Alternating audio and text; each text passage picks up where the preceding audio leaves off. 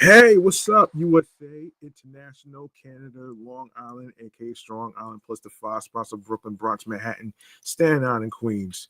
This is your man and homie, G Money Stacks, aka the Gregonator, YouTuber, creator, host with the most, misunderstood, lonely nomad, unstoppable independent podcaster, and Queens, New York native, who is also a New York Mets fan from the neck of the woods of Laurelton, Queens, New York.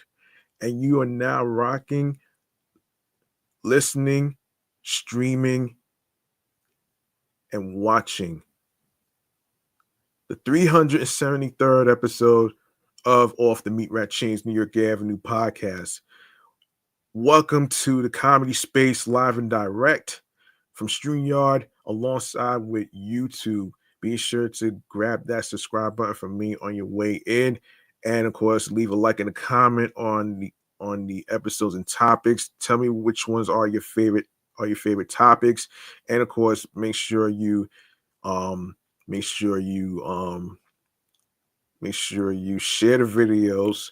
Um be sure to be sure to enable alerts so you don't miss out on any video podcast episode live stream recordings. All right. And also I left a question on the YouTube community tab regarding regarding a the MTA trying to replace the Q5 that usually goes to Green Acres and Rosedale LARR with a tedious fucking new bus route, the Q87, that's now replacing the Q5 limited and the Q5 local, which is crazy to me. I want y'all to go check out that question, voice your opinions and stuff. Shout outs to the guys from Passengers United. That's where I actually saw the video when they did their presentation. I am actually impressed. Um, and yeah, keep up the good work, you guys out there. I dedicated an episode to Passengers United in episode 372. So so there you have it right there, man. Um, all right. We're gonna cut to the chase right here, right? We're gonna cut to the chase. I hope y'all did your Christmas shopping already. Sorry about that. Hope y'all did your Christmas shopping already and all that great stuff. We're gonna start off with we are going to start off with we're going to start off with the New York Mass Transit files right here, man. I only have one topic today. So, the New York Mass Transit files, here we go.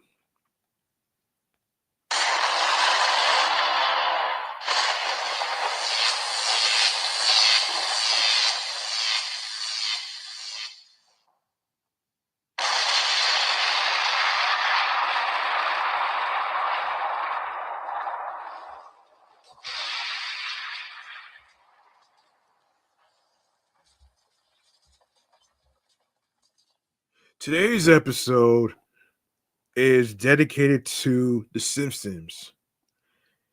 And there's a couple of things that we're gonna be getting into, a couple of Simpsons topics, including the reason why the Simpsons don't age and stuff. So this episode is titled "The Simpsons 35 years didn't switch numbers," meaning that they haven't switched their ages, and of course, we're gonna get to the explanation in regards to Maggie Simpson, who has been scanned at the cash register, which is very interesting because I'm gonna get to that in a couple minutes. Um, so let's get into it right here. First, a little transit news. All right, so according to the folks from AMNY Metro, cross with the light wherever you like, whatever you like. New York City has officially decriminalized jaywalking, given a legal patina to a practice long adopted by virtually every Big Apple resident. The city council passed a bill last month that allows pedestrians to cross the street at any area, not just a crosswalk, and with any signal. However, pedestrians are warned that they do not have the right of way in such circumstances and to exercise caution. The city code had previously banned the behavior. Um,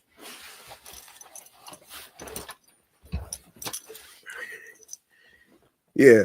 Um, Jaywalking is so commonplace in New York that it could scarcely be enforced.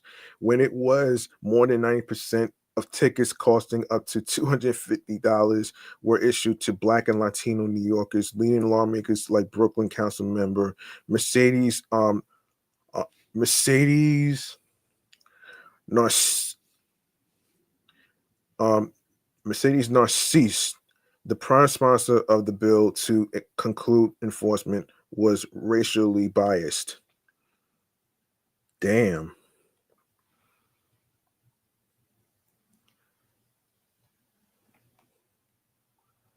Damn.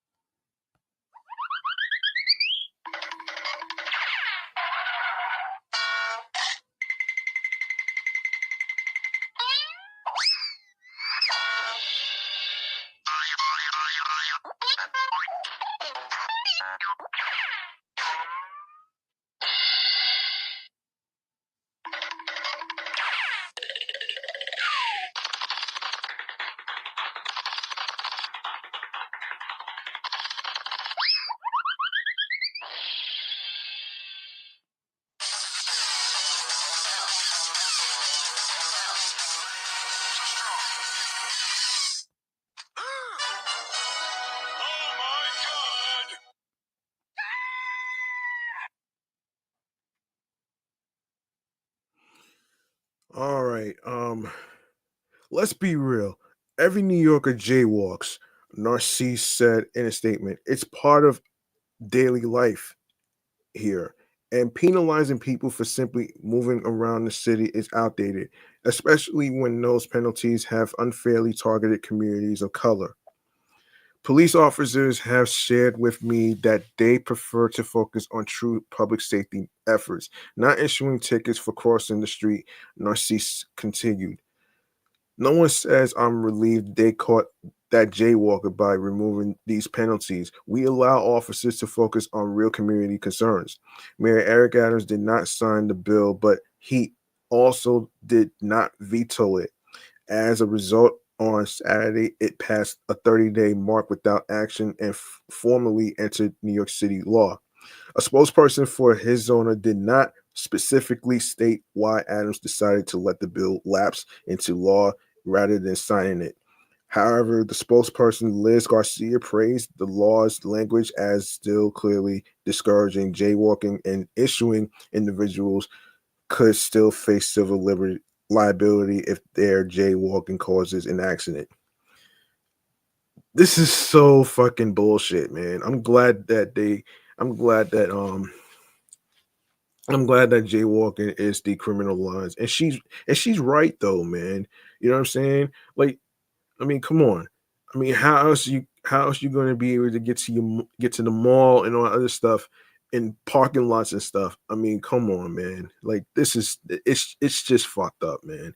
And it's not the time and place to actually be you know dealing with fucking ticket heinous heinous ass tickets for jaywalking. Like, come on, man. That shit is outdated.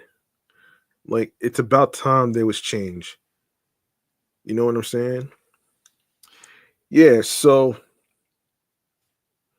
um yes, in quote, all road users are safer when everyone follows traffic rules, said Garcia. We continue to encourage pedestrians to take advantage of safety mechanisms in place, such as daylighting, pedestrian islands, and leading pedestrian intervals by crossing in a crosswalk with the walk signal. The bill also includes a provision for public education campaigns about the rights and responsibilities of both pedestrians and drivers of automobiles, bikes, and other vehicles. The law against jaywalking has been in effect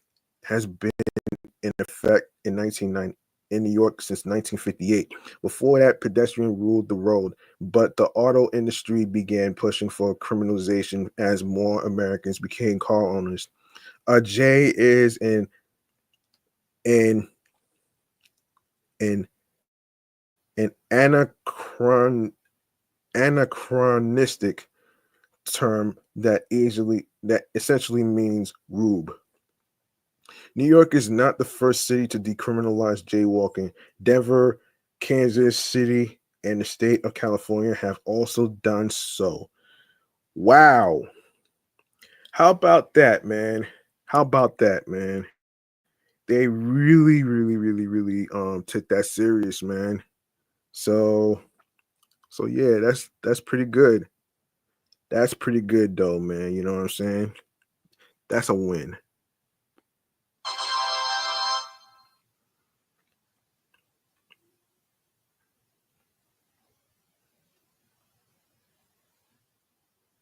That's a win right there, man.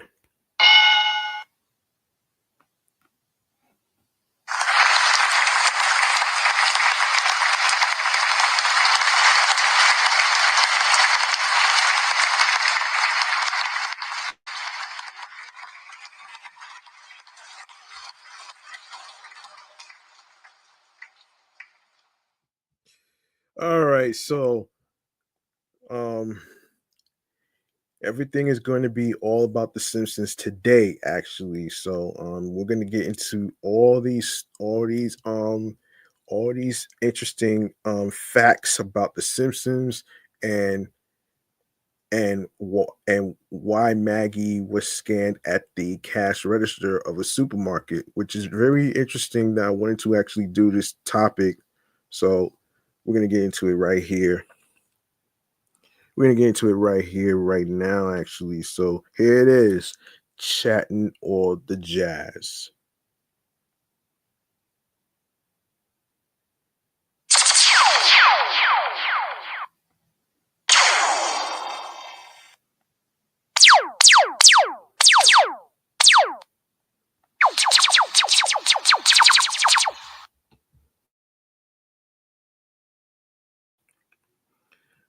All right, so let's get into it.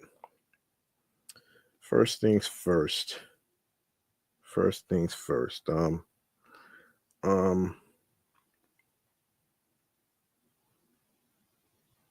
First things first. Let's go over the. Let's go over the previous episodes. All right. So this one in particular has to do with Treehouse of Horror, which happened a while back. So, according to Variety, the Book of Life writer, director, animator, actor, Jorge Gutierrez is putting his spin on the opening um to Sunday's annual Treehouse of Horror edition of The Simpsons. Gutierrez and composer Juan Carlos Enriquez Enriquez Enriquez um, have put together an intro um, and couch gag to Treehouse of Horror. I'm not sure what the Roman numerals stand for actually. Um, Damn. Let me look this up real quick, man. Let me look this up real quick. XXXV. Okay. XXXV. Um, Roman numeral.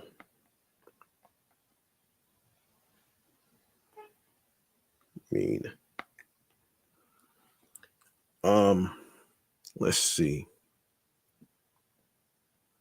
Let's see. Let me break down what these Roman numerals mean. So with this, it stands for 35. So XXXV stands for 35. Okay, which is the 35th season of The Simpsons, which is interesting. That's interesting. That's very interesting. Let's go to all right. Let's continue where we left off here. Hold on. Hold up. Wait a minute here. Wait a minute here. Wait a minute here. Yes, 35 is what that is actually. Yes, so 35. Yes. Treehouse of Horror 35 that includes a version of the Jarabe tap pat tap patio with Dia de los Muertos and Lucha Libre style imagery. Called scroll below to watch. The opening features stylized versions of Bart Simpson and Otto rocking out, Marge and Lisa taking down Jailbird, Bart facing off with Krusty the Clown, a Maggie operated Homer going after a Smithers led Burns, and Bumblebee Man smashing Sideshow Bob. As comic book guy wears a t-shirt that proclaims worst intro ever. Finally, we see that it has all been controlled by aliens, Kang and Kodos, who have been playing a game of Lost Systems Fighter. I've been a huge Simpsons fan ever since Bart first appeared in my beloved Tijuana in the classic Camp Krusty episode. Gutierrez said, I'm forever grateful to executive producer Matt Selman and creator Matt Groening for giving me the honor to direct my own passionate and bloody animated love letter to the show that inspired me to dream of making cartoons one day. Now I can die with a huge smile on my face. Viva Los Simpsons. Um,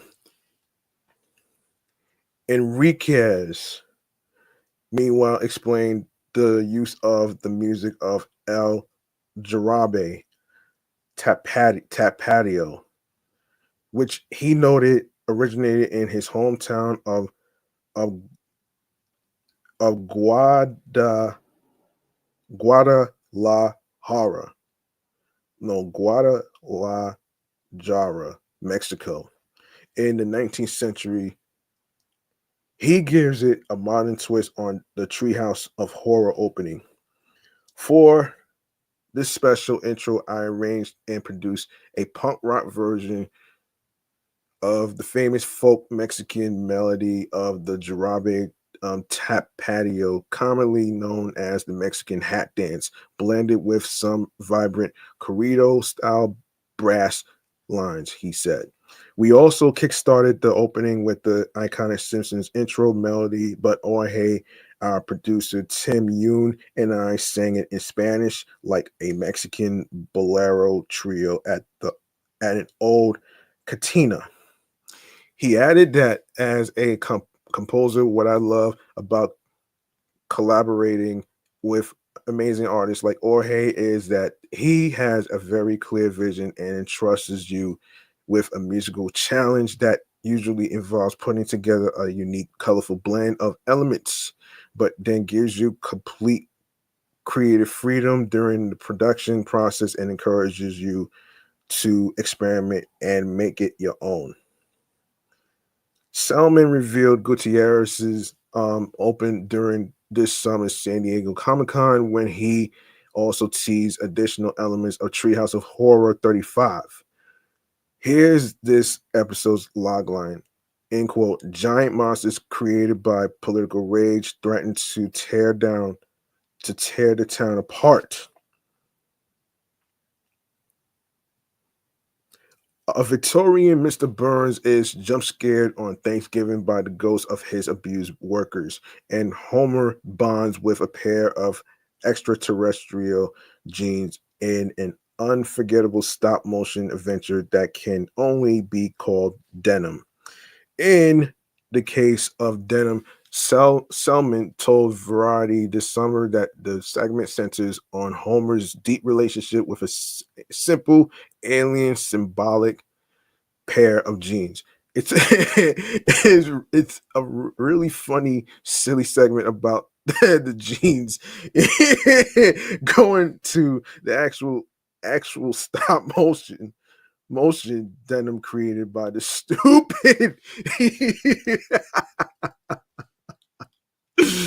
oh shit the stupid buddies animators that do the robot chicken shows.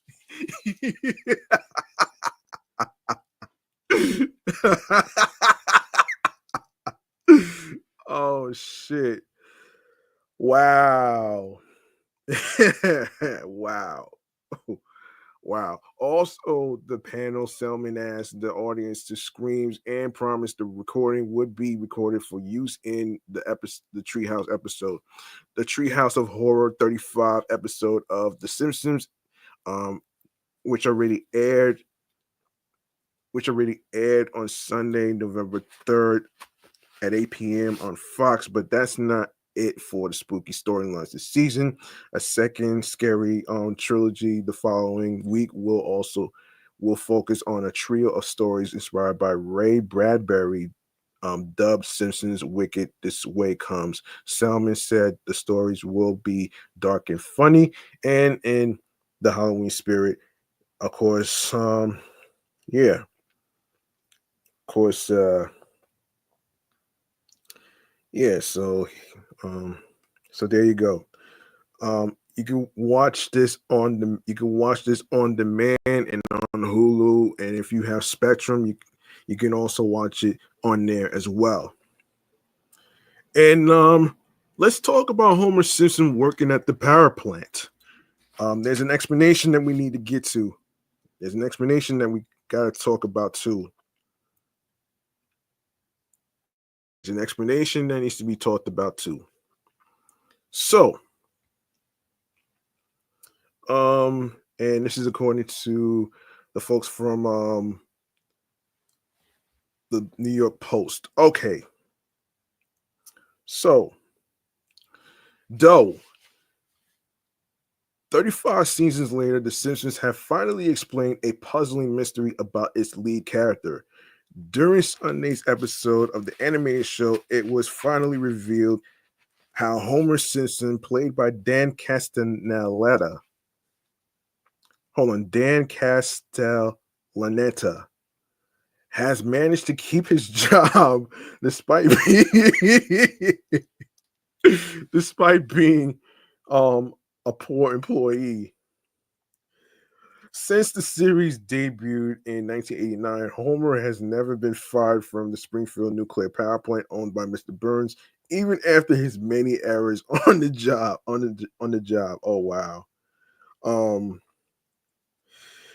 in the latest episode titled "Shoddy Heat," it's explained that Homer's dad, Abe Simpson, also played by Castellaneta, made a deal to ensure his son never ended up unemployed. Flashbacks show Abe worked as a private investigator after his partner Billy O'Donnell goes missing. Mr. Burns anonymously tells Abe that Billy took a one-way ticket to paradise. Yeah. Mr. Burns then promises Abe that he'll give Homer a lifelong job at the power plant in exchange for Abe ending the investigation into Billy's disappearance. Showrunner Al Jean teased the big reveal about Homer on X, formerly Twitter, before days before the episode aired. Of course, this Sunday, a new The Simpsons will solve a mystery that has puzzled me at least since the beginning of the show. Gene A63 wrote. Viewers had a positive response toward the big reveal, sharing their reactions on X. Kudos to Simpson No, kudos to the new episode for reviewing the answer to the question: how come Homer never got fired from his job despite all the mistakes he made? In the most surprising and weirdly wholesome fashion possible, one fan wrote. Wow, so that's why Homer has never been fired from his job, no matter how much he screwed up. Another person said. Oh boy. The Simpsons returned for season 36 last month and quickly got the internet a buzz because the show dubbed the episode its series finale, leaving viewers confused. But the show later revealed that the entire storyline of the episode was generated by artificial intelligence. Oh shit. Really? Damn. Um Showrunner Matt Selman told people how the idea for that tricky episode came to be.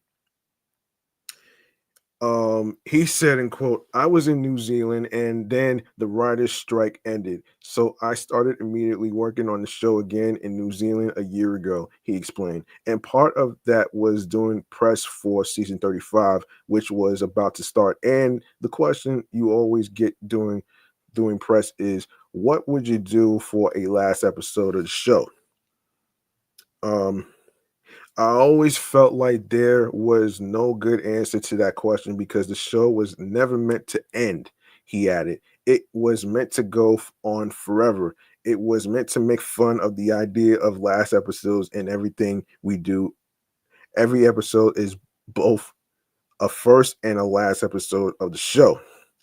And yeah, if you missed out on that episode, you can also watch on Hulu. You can also watch it on Spectrum. For those of you who have Spectrum, you can also watch it on there as well. VOD. I don't really get caught up with the VOD stuff, but anyway. So this is why The Simpsons is so popular, man. You know, you know what I'm saying? This is why it's so popular, man. For real, for real. Let's go to the mind-blowing fact. All right. I always wanted to do this topic, man. You know what I'm saying? So, mind-blowing fact, explain the truth about the Simpsons characters. So, the Simpsons have been around for an impressive 35 seasons, which means many of us have grown up on the much loved American cartoon. Despite spending many afternoons binge watching the show, there is one little detail that some fans have only just started to wonder. Why in 35 years have any of the main characters not aged? The fact was recently brought up by Facebook user Peace Matters. Oh shit. Peace Matters, who asked the question in one of his well-known reels.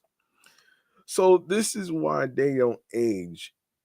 Simpsons ruined, he wrote, adding the caption, "It took me 27 years to realize this about The Simpsons." As it turns out, or maybe just a whack theory put forward by the mega fan, there is a reasonable explanation for why Homer, Marge, Bart, Lisa, and every other character on The Simpsons don't age. And it can be found in an episode that aired back in season 4 of the long running animation. Homer died, and this has all been a dream.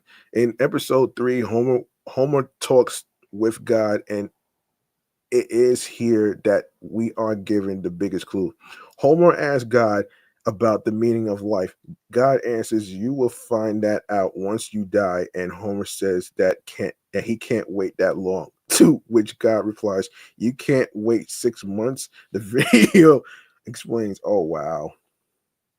Oh wow. Fast forward to an episode 6 months later, and we see Bob pranking his father with an explosive beer can. the entire the entire house explodes, and Homer is put in a coma after the accident. Damn. Oh shit. Oh shit. The then goes on to share his mind-blowing theory based on this scene. End quote. From this moment on, Homer has been in a coma. So Homer never woke up from this coma, and the entire story of The Simpsons is happening inside his head, he says.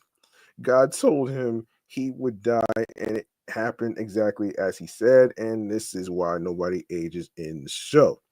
Dude, it's a cartoon. Exactly. Exactly.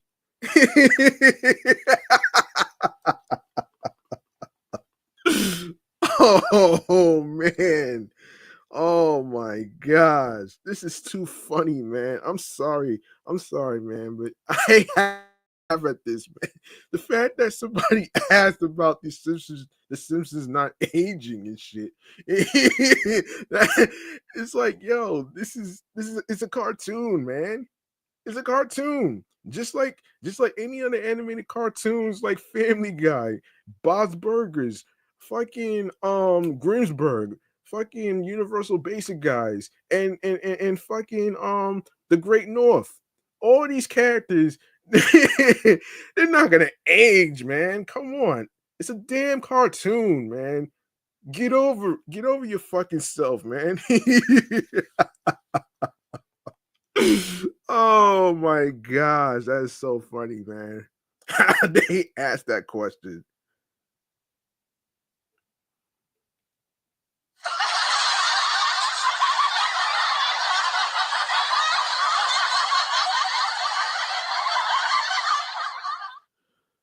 Oh my gosh, I just had to laugh, man. I just had to laugh at this, man. This is too funny. So, let me see.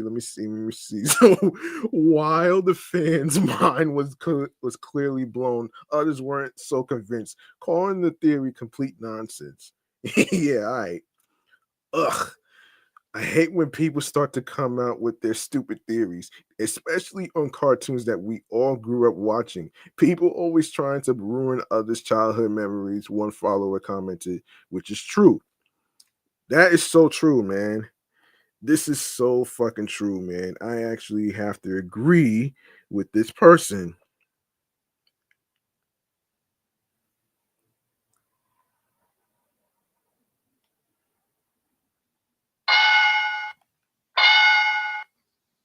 Yep, I agree.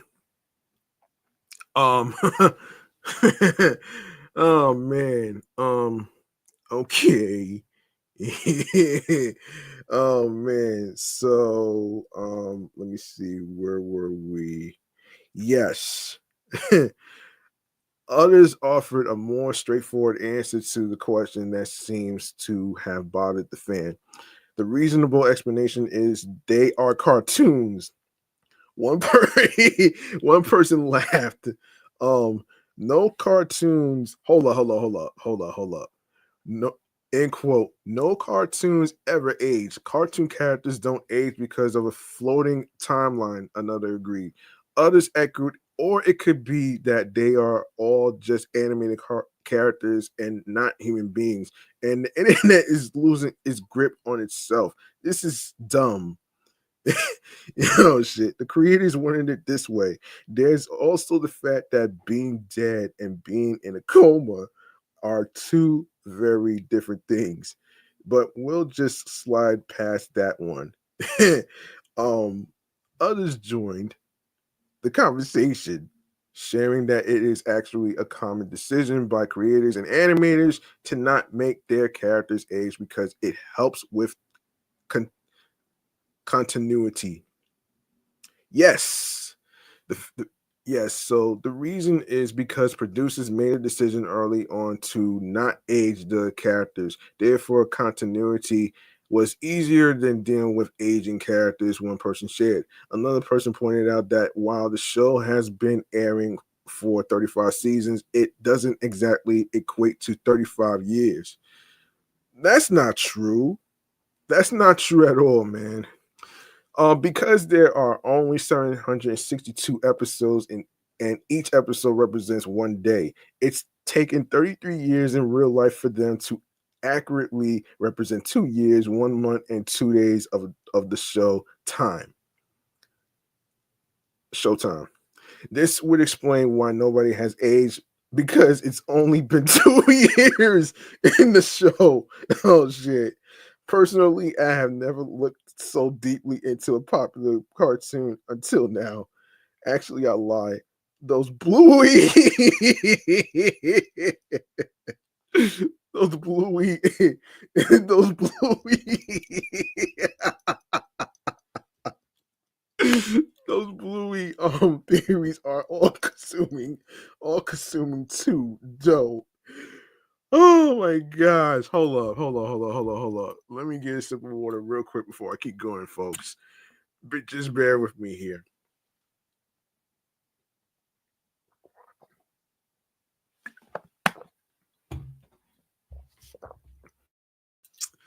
Oh man. Oh my gosh. That's so funny, man. All right. Maggie Simpson. Maggie Simpson. I always wanted to know this, man. Why is Maggie Simpson on the cash register at a supermarket? I always try to figure every Simpsons fan is trying to figure out what the register says on the cash register after being scanned. So so we are going to get into the Simpsons what the cash register says when Maggie is scanned. This is important. The Simpsons opening features a gag where Maggie gets scanned in the grocery store, leaving it unclear what the scanner says, as well as the ever changing running gags, the couch, and the blackboard. In the iconic opening, viewers see Homer misplace a piece of radioactive material, Maggie appearing to drive a car, and Bart landing his skateboard on Homer's parked car. Oh shit. But one of the cutest visual gags comes when Marge doesn't notice Maggie sitting among her groceries, and the youngest Simpson gets scanned through the register, only to pop up unharmed from a paper bag. Um, However, Maggie being put through the cash register isn't the only point of interest in this scene, as the price screen quickly flashes a subtle Simpsons Easter egg. In classic seasons of The Simpsons, the register flashes with 847.63 when Maggie passes through. And this is an in joke aimed toward the economists in the audience.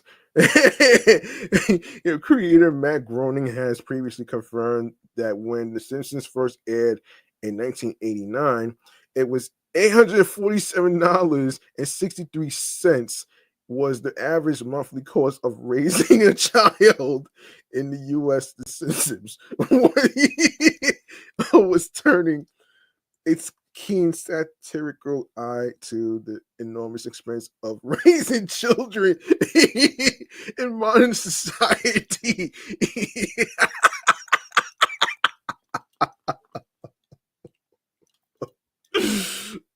Oh my gosh. Oh my goodness. This is too funny. I'm sorry. I'm sorry. This is too fucking funny, man, to pass off. Oh my gosh. I had to, man. This is too funny, man. Oh man. All right. I'm just bringing on the humor, folks. Just bear with me here. Just bear with me.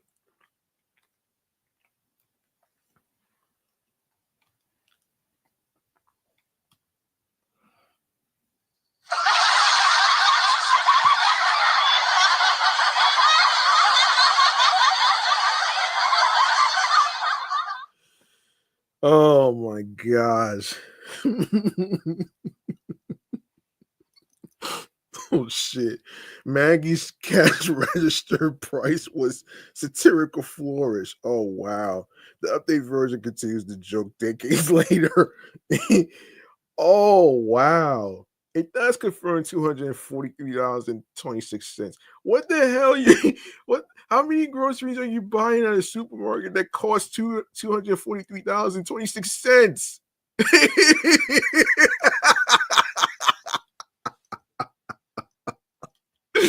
Oh shit. Oh shit. Oh my fucking gosh. That's too funny right there. As of 2009, The Simpsons began using an updated intro sequence. This version has the cash register set at $243.26 $243.26, which changed to $486.52 when Maggie is added to the total, doubling the price. Oh wow. Oh wow, that's funny right there. Oh man. Wow. Wow. Wow. That's funny, man. Whew. Wow.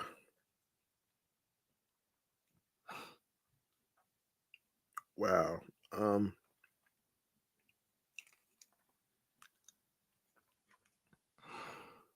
wow. Oh shit. All right. Hold on a sec. Yep.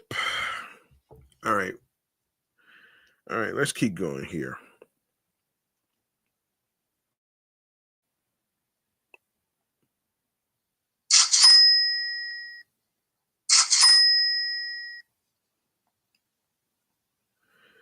Oh man.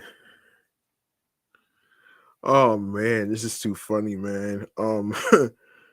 Yeah, while Groening has yet to elaborate on this change, it's perhaps logical to assume that the intention was to make the original gag more relevant to the present day. And this is from Screen Rant, folks, in case anybody's wondering. Um, um, the wonders of inflation mean that child raising has become considerably more expensive since 1989, and therefore the joke the joke no longer worked in its intended context. Oh wow. While the Simpsons opening credits could have changed the cash register display with an updated figure, this too would have been outdated before long.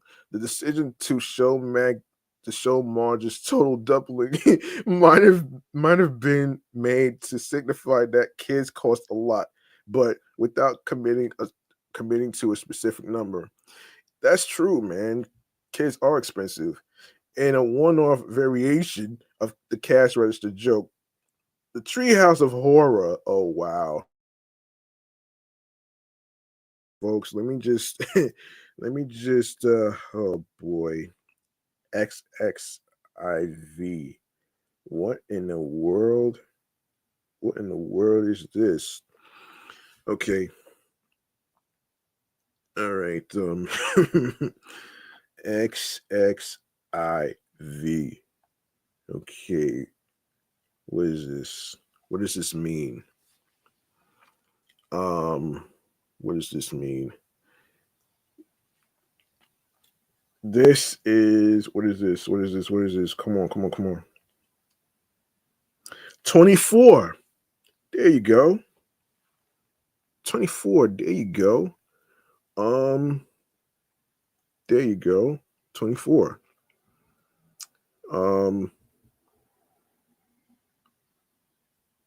24. There you go. There you go. Um, yes, 24. Treehouse of Horror 24, directed by Guillermo del Toro. I believe the guy is featured in the Jimmy Kimmel Show, late night talk show. Um, Maggie's course gets a temporary satanic update. In the episode's opening, Stephen King joins Bart for the blackboard gag. Groundskeeper Willie is redesigned as Hellboy, and Maggie's price reads 666 to fit the Halloween fun. Okay, that's funny. Okay, so so Maggie's price over the years. Oh shit. Um, Early Simpsons, $847.63. The original cost of raising a child per month in 1989. Modern Simpsons, 486.52, doubling the cost of the groceries. Treehouse of Horror 24, $666.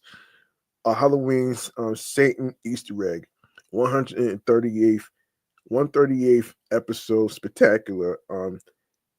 NRAVE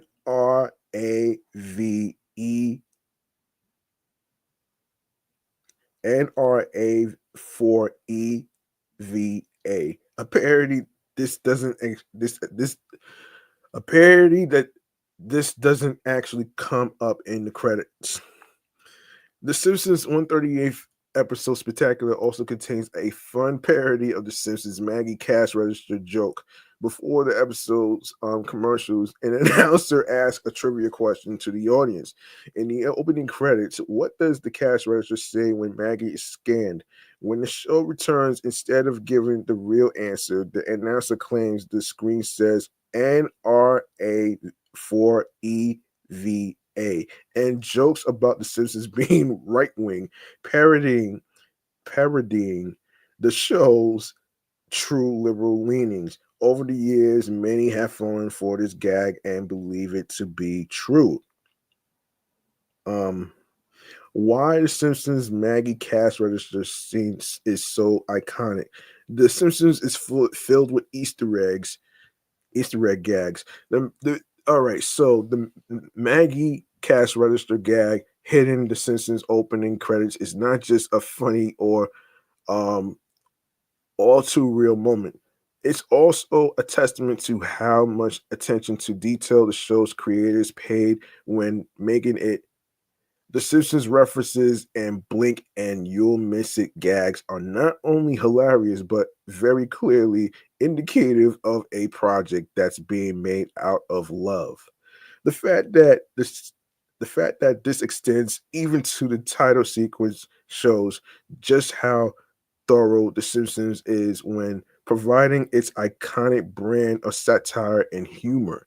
Maggie's recovery store checkout moment might be just one small example of this, but it still supports the notion of just how well The Simpsons hold up as a landmark of adult animated comedy. We all appreciate comedy. You know what I'm saying? We all appreciate comedy. It heals all wounds. The Maggie cash register is far from the Simpsons' only Easter egg. Um, the Simpsons opening has refreshed itself with new jokes over the years, and this includes the reading on the cash register when Maggie is scanned. However, the Simpsons' entire run is littered with fun Easter eggs that will take multiple rewatches before fans first see them. The animated series often secretly um references Futurama with posters in bedrooms and characters wearing Futurama t-shirts. Two characters in the series secretly have five fingers instead of the Simpsons trademark four fingers. Two, God and Jesus. It's smaller jokes like these that help make the Simpsons the juggernaut of animation it became. Um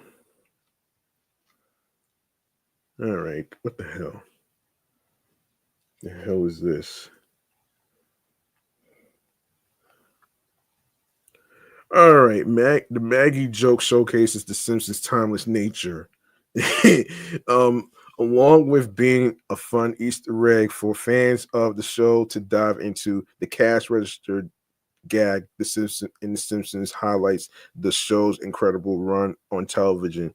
As of 2024, The Simpsons enters its 36th season, further cementing its record as the long-running American animated series. Obviously, there was no way of predicting that the show would remain so popular for so long when it debuted in 1989, but the cash register gag is a reminder of when it all started and how long it has been around. The original meaning behind the joke cemented, no, the meaning, the original meaning behind the joke commented on something relevant to the time when the show would aired, making it a fun marker of where it all began. Each time the cash register would ring up that total, it was if as as if the show was reminding the audience of its beginnings and how long it has been around. Yet, even if the total is not accurate anymore, it shows how well the series has aged overall. The Simpsons is filled with jokes that comment on the world at the moment. While some of those jokes eventually become dated, it is amazing that a series that has been around for 35 years has aged so well. The Simpsons always feel like it belongs in the current pop culture sphere and not like some relic of a different time. Its humor has perhaps shifted at times, but its overall voice and style have remained consistent throughout its historic run, making it a timeless piece of television history as well as a modern hit. And for those folks who keep saying that The Simpsons is a kids show, it's really not a kids show at all, man. A lot of adults, including myself, still watch The Simpsons, man, because of the humor. Because of the humor, man. And sometimes there's dark humor too, and, and all that other stuff. So yeah, it's animation, it's a comedy. And no, it's not owned by Disney either. It just because it's under the Disney umbrella doesn't mean that Disney owns The Simpsons. Disney doesn't own The Simpsons, you know what I'm saying? So I just wanted to put it out there though, man. You know what I'm saying? Um, I wanted to put it out there. So, just for people who keep saying that it's for kids, it's not a kids show. It's not a kids cartoon, man. So knock it off. All right. All right. So yes, we are gonna go into the Simpsons Christmas episode. Since this is the month of Christmas, we are going to talk about that too. Tell me what you think about these Simpsons topics and stuff, and all these crazy, funny gags and stuff. As far as like Maggie being held at the cat at a supermarket being charged, man. I thought it was funny too, man. You know what I'm saying? So All right, so let's go into the Simpsons. Let's go to the Simpsons. Okay, 9, the Simpsons 2024 holiday special Easter eggs and references to previous Christmas episodes. Um, all right, this is from Screen Rant, folks. While the Simpsons season 36's Christmas special, oh come on, all ye faithful, which I actually saw that shit too, man. Is an entirely original effort. The double-sized special featured a slew of clever references to the show's earlier holiday specials. The Simpsons season 37's renewal may not have been announced yet, but the series isn't resting on its laurels by any metric. Despite the longevity, the show has managed to effectively reinvent itself since its critical nadir around season 33 with character focused storylines that prioritize emotional um, resonance over zany comedy. This has resulted in viewers and critics arguing that The Simpsons is enjoying a renaissance. Hmm. Yeah, a renaissance. Okay, you can do that. After over 770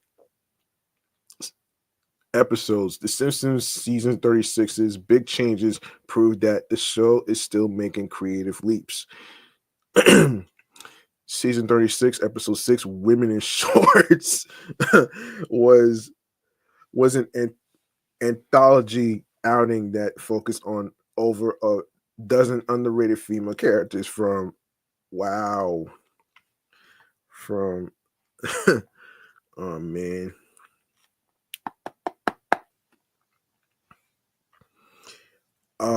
From, yeah. Hold on a minute here. Righty then.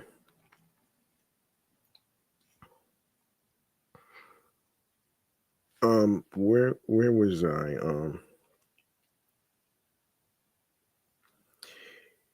Yeah. Yes. Here we yeah. Um, yeah, season 36, episode 6, Women in Shorts was an anthology outing that focused on over a dozen underrated female characters from throughout Springfield. While the next episode was a Treehouse of Horror Presents special that adapted the works of Ray Bradbury to the world of the series. These inventive experiments proved that The Simpsons season 36's changes are a welcome break from the norm, but the show's double-sized holiday special still reference many earlier classic outings. The ending of Come On, Ye Faithful recreates The Simpsons' first episode. Okay, that's number 9. Although The Simpsons season 36's special, Oh Come On, All Ye Faithful, featured on original story, it also included many clever nods to the show's long history. One of the best of these homages arrives at the very end of the special as Marge and Homer uh, cuddle beneath the tree while Lisa and Bart keep an eye out for Santa on Christmas Eve. The the the tableau at the end of the special owes an obvious step to the ending of the show's pilot. Simpsons roasting on an opening Simpsons roasting on an open fire. Like, oh come on, all ye faithful. That outing ended with a similarly sweet image.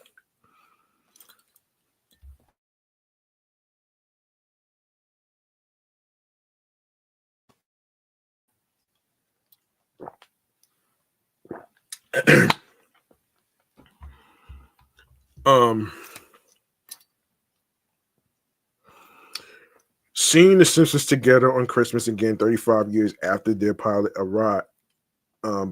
aired, excuse me, It is tough to make the argument that the show's consistency is a bad thing.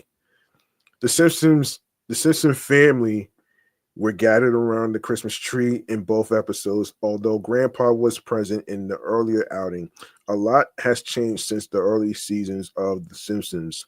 But while um,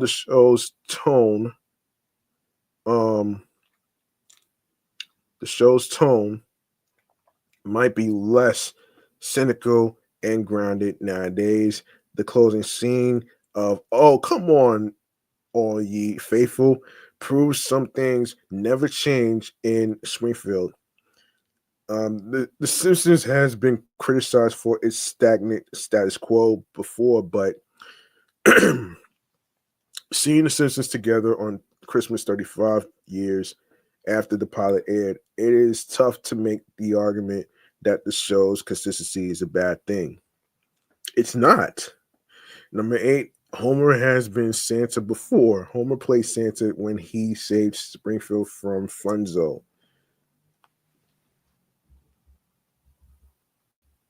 Um, the premise of "Oh, come on, all ye faithful" centers on British mentalist Darren Brown's attempt alongside alongside a documentary crew to instill Christmas spirit in the surly populace of Springfield. This results in a few mishaps, such as Homer becoming convinced that he is Santa Claus after Brown inadvertently implants this idea in his hand. Although Homer is eventually disabused of the notion, it is worth noting that this isn't the first time the character has played Santa in The Simpsons. In season 11, episode 9, The Grift of the Magi, Homer dressed as Santa to steal Springfield's many Funzo dolls.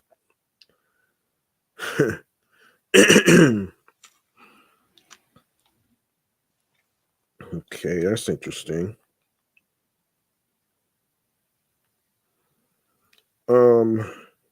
Let me get rid of this. This bizarre fusion of how the Grinch stole Christmas and Santa's usual mission was caused by a duplicitous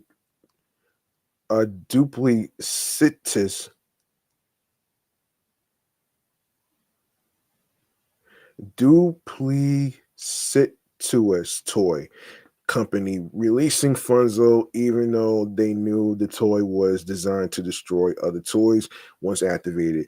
To save the Simpsons Barbie parody Malibu Stacy and the rest of the town's toys, Homer donned the famous red suit and squeezed down the town's chimney, stealing their funzos while Bart and Lisa distracted the homeowners with carols. One of the show's strongest festive specials, The Grift of the Magi, doubled as both a sharp satirical effort and sweet festive adventures.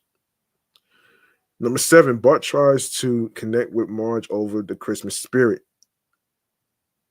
Marge and Bart's relationship framed the show's best Christmas special.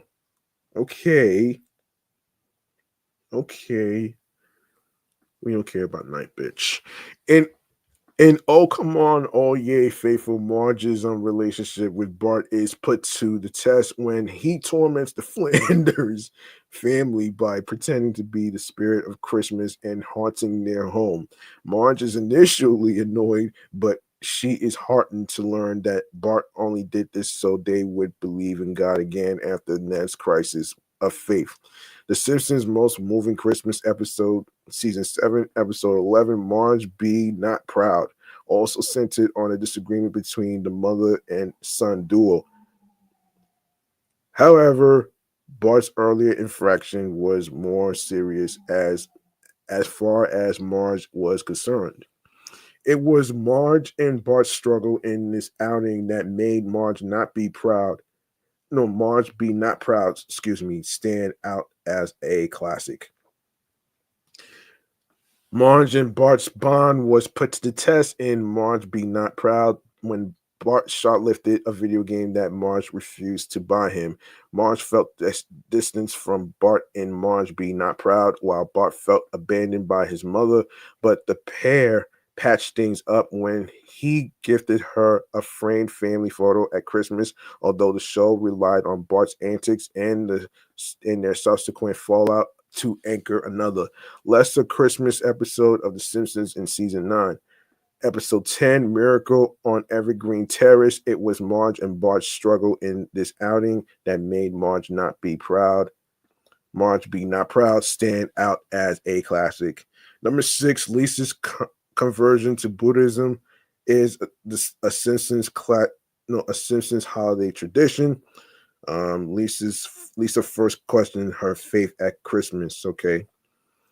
And oh, come on, all ye faithful. Ned struggles with his faith when Homer realizes he isn't really Santa, leaving his neighbor unable to believe in any faith-based divine authority figure. Lisa discusses her faith in Buddhism with Ned and reassures him with a metaphorical parable about a sea turtle and an ox's yoke. This is fitting considering the fact that she originally converted to the faith in season 13. At episode 6, she of little faith. While some of the sadder relations in The Simpsons season 36 threaten to change the show's status quo, Lisa's consistent faith remains solid. Number 5, Gil gets a Christmas redemption. Gil was the focus of an earlier Simpsons Christmas special. Gil is arguably the saddest character in the history of The Simpsons, and he is never sadder than at Christmas, based on the terminally tragic, desperate salesman played by Jack Lemmon and Glenn Ross. Gil was the focus of season 18, episode 9, Kill Gil, parts 1 and 2. Oh shit. Oh man, that's fucked up. In that festive special, Gil moved in with with the Simpson family and refused to leave when their hospitality ran dry. In Oh Come On, All Ye Faithful, Gil receives a more hopeful holiday surprise when Brown's documentary team makes him look like a hero, improving his woeful self-image.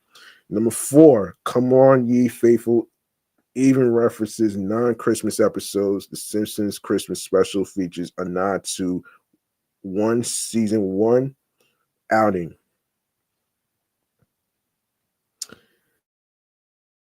And oh, come on, all ye faithful. Homer insists to both himself and Marge that he is a terrible gift giver. And Brown decides to hypnotize him out of this mindset. However, Homer does have some historical evidence to back up his claim. He directly references getting Marge a bowling ball.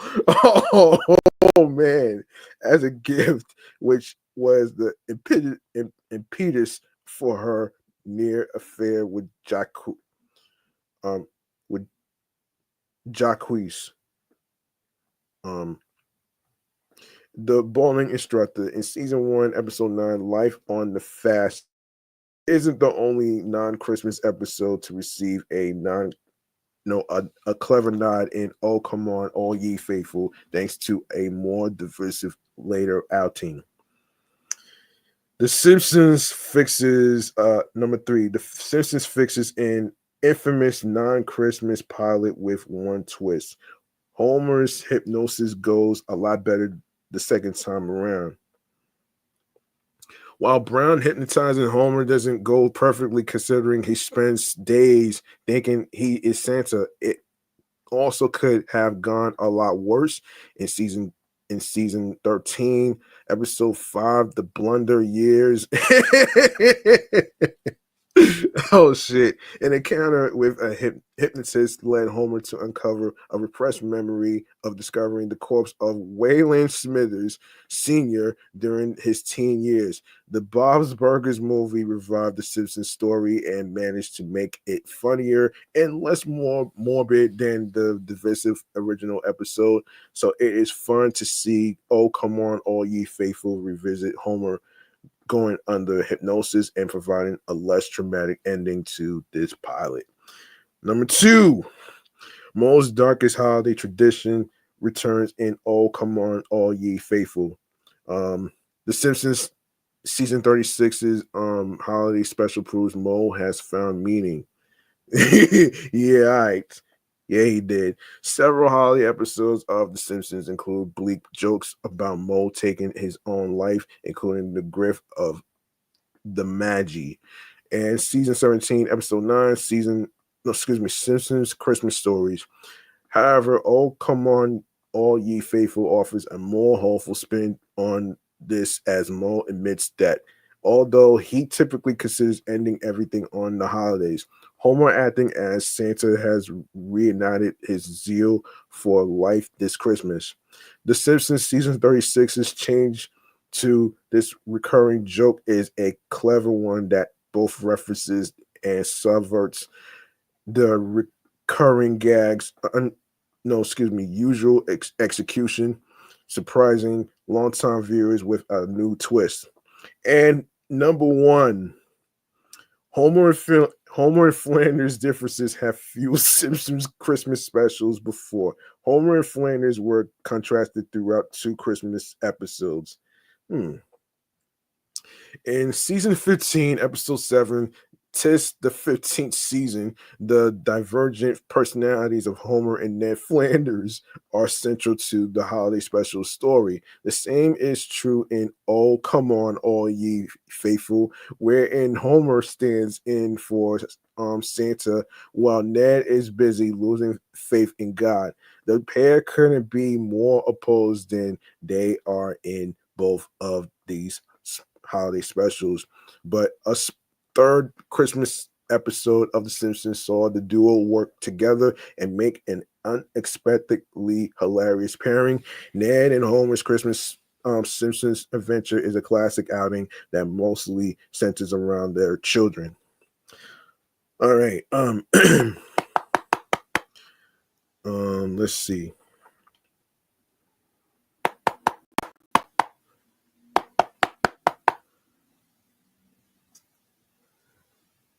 All right.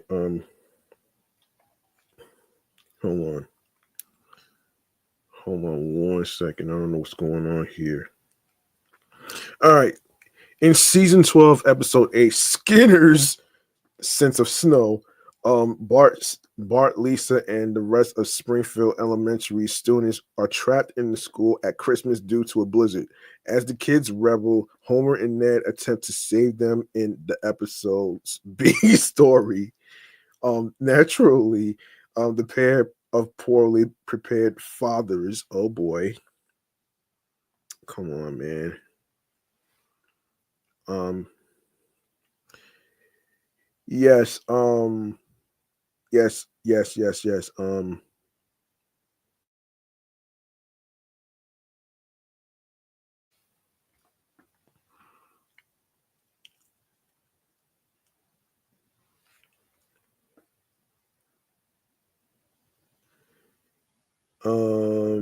Where were we? Hang on 1 second.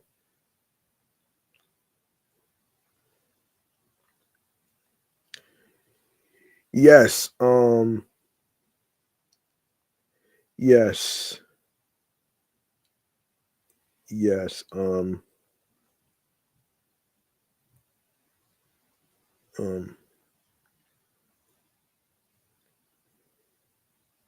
yes, poorly prepared fathers almost get themselves killed in the process, but they eventually work together and free their children. Similarly, similarly, the ending of Oh Come On All Ye Faithful sees Ned regain his faith, while a lucky accident convinces Brown that Homer really is Santa in The Simpsons season 36's Sweet Holiday special ending. Of course, new episodes of The Simpsons air Sundays at 8 on Fox and the next day on Hulu. And if you want to watch it on Spectrum, you can do that as well for you Spectrum customers out there. All right. Um All right. Let me see what else. Before I go into the next one. Before I go into the next one right here. Let me see. Let me see. Let me make sure I don't leave out anything. Okay. I don't think we have anything. I think that's it, man. I think that's it, man. I don't want to make it too long. Um, yeah, technology and stuff like that. I'll save that for maybe a different episode. Actually, I'll save that for a different episode. So, um, I'll save that for a different episode. All right, hold on, 1 second. All right, we're gonna wrap up right here. We'll wrap up. All right, we are gonna wrap up this episode right here, man. This is fun episode, actually. Oh man, this has been a fun episode right here, man, and I'm glad that I actually got a chance to actually do this.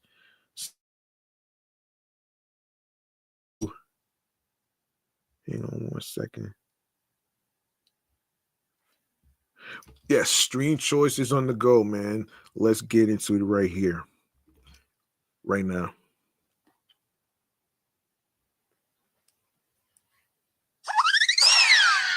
All right. All right. Meet Rat Chainz New York Avenue podcast on Facebook alongside with Threads and Instagram, alongside with my other podcast shows that I do, which is Excellent Fun Vibrant Talks podcast, my sports YouTube channel, and the entertainment review show, Meticulous Vibe Juice podcast. Be sure to subscribe to those YouTube pages. And you can also follow your homie, host with the most G Money Stacks 555 in Queens, New York. Um, and and also you can also go to the link in bio where it says Linktree/G Money Stacks 555. You're gonna see a whole list of streaming platforms where you can listen, stream, and watch. Starting with Odyssey, Audible, Audio Burst, Amazon Music, Breaker, Bullhorn FM, Castbox FM, Deezer, Listen Notes, Moon FM Podcast, Overhaul FM Podcast, Player FM, Pocket Cast, Podbay, Podfriend, Podhound, Podopolo, Podorama, Podcast Index, Podcast Addict, Podchaser, Podverse, Podcast Guru, Podvine, Snips, Spotify for podcast, Spotify for creators, Stitcher, TuneIn Radio, Fountain, Radio Public, iHeartRadio, the number one app where you can listen to music, radio station, podcast show episodes for free. You don't need a credit card or debit card to download iHeartRadio. All you need to do is go ahead and follow and subscribe to the podcast on iHeartRadio and other streaming platforms that I just mentioned. And do the same with YouTube. Make sure you grab that subscribe button for me on the YouTube channel page of G Money Stats 555 for live video episode podcast live stream recordings. And leave a like and a comment along with the episode topics. Tell me how you feel about the topics in today's episode, as this episode to the Simpsons, and of course, be sure to tell a friend to another friend, share the videos, spread the word. Word of mouth is important, and of course, be sure to enable alerts where you can actually catch new episodes, where you can catch new live stream podcast episode recordings, and of course be sure to add the podcast to your playlist so you can actually tune into it on the go, whether you are going and coming home from college classes, work, other destinations, and more. All right, in the comfort of your home. You can share the Linktree link that says Linktree/G Money Stacks 555 with the podcast with your husbands, your wives, your boyfriends, girlfriends, the people you are cool with from work, and of course, you can listen, stream, and watch new episodes on every streaming platform. Whether you have husbands, wives, girlfriends, boyfriends, friends, um, and on every streaming platform, including YouTube, wherever you get and listen and watch your podcast. All right. Okay. That's gonna do it, man. I'm your man G Money Stacks, aka the Gregonator. Thank you very much for listening to the 373rd episode, which is dedicated to the Simpsons. And by the way, I will actually mention the title of the episode, which is The Simpsons 35 Years Didn't Switch Numbers, which is basically dedicated to, why the Simpsons didn't age, and Maggie Simpson being scanned at the cash register in the supermarket and the numbers and stuff. So we talked. So tell me how you feel about the Simpsons topics and stuff. So yeah, there you go, right there, man. And remember, the grind doesn't stop. Hard work pays off. If you want something, you have to work hard and earn it, and it's not going to be given to you on a fucking silver platter. And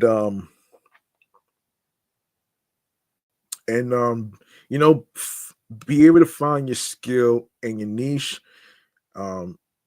Be on your P's and Q's, creatively, mentally, emotionally, physically, and spiritually, that get you into your zone, alongside with tunnel vision. There's no guidebook or a manual to following your goals and dreams. Your heart, your path, and your journey. And of course, it's not a matter of whether you win or lose. It's all about playing the game. And also, if you plan on starting the podcast, don't worry about sponsor ads. Don't worry about money. Don't worry about trying to be a people pleaser. Especially, don't worry about the SEO. And ask yourself this question: are you creating a podcast because you need the money and a moment, or are you doing this or are you doing this because of something that you love to create, and and and on a consistency basis? That's the question that you should ask yourself. All right. I already answered my thing already. Um so there you go, right there, folks. All right, I'm about to be out of here. I'm about to prep for another podcast recording with Meticulous Vibe Juice Podcast, and I will be back with episode 374. And hopefully I'll be able to have enough time to do episode 375 and of course the variety. Up out of here, prep, take a little breather of a break, which I will be doing right now. So yeah, so peace and one love. I hope y'all enjoy yourselves during the holiday season. Happy Hanukkah, happy Kwanzaa. Of course, Merry Christmas to every single one of y'all who are podcasters, radio personalities, and of course, New York Mets fans who are also having a podcast as well to keep track of some signings and everything else in between. Merry Christmas to all the New York Mets fans, the podcasters, radio personalities, and of course everybody in between. Hope y'all enjoyed your Christmas shopping already, and I will be back in a couple minutes. So peace out and one love, and more new topics and stuff, man. So I'll see y'all on the flip side, man. Peace.